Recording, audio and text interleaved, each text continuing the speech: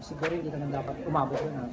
Well, sa Paris, nakita natin ngayon, may malaking riot na nangyari dahil ang pinagrarally nila doon yung halos pareho sa dahilan dito.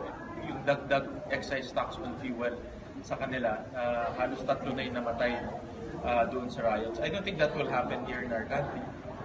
Pero it's a signal na marami tayong mga kababayan, hindi lang dito, kundi sa ibang bansa, nahihirapan dahil ang taas ng presyo ng langis this 2018.